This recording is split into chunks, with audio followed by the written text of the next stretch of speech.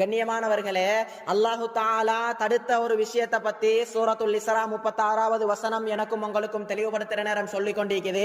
வலா தகுஃபு மா லைஸ லக பிஹி இல்ம். எதை பத்தின அறிவு உனக்கு கிடையாதோ நீ அது சம்பந்தமாக பேசாத, அந்த விஷயத்தை நீ பின்துயர்ந்து போகாத.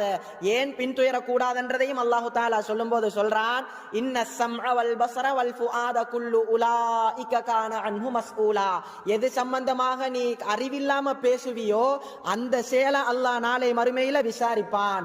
எது சம்பந்தமாக நீ அறிவில்லாம கேட்பியோ அத அல்லாஹு தஆலா நாளை மறுமையில கேள்வி கேட்பான். உண்ட காதுகள் விசாரிக்கப்படும், அதே போல உண்ட கண்கள் விசாரிக்கப்படும், நீ கெட்டெண்ணம் வச்ச உண்ட உள்ளம் விசாரிக்கப்படும் என்றத அல்லாஹ் குர்ஆன்ல எனக்கும் உங்களுக்கும் தெளிவுபடுத்துறான்.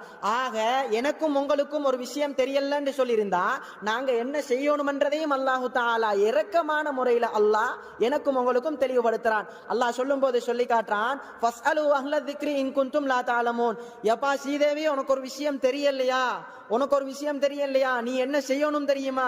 அல்லாஹ் இரக்கத்தோட சொல்றான், ஃபஸ்அலு அஹ்ல ذிக்ர். தெரிஞ்சவன்ட்ட போய்த்து கேளுன்னு சொல்லி அல்லாஹு தஆலா எனக்கும் உங்களுக்கும் இரக்கமான முறையில உபதேசம் செஞ்சிக்கிறானா இல்லையா?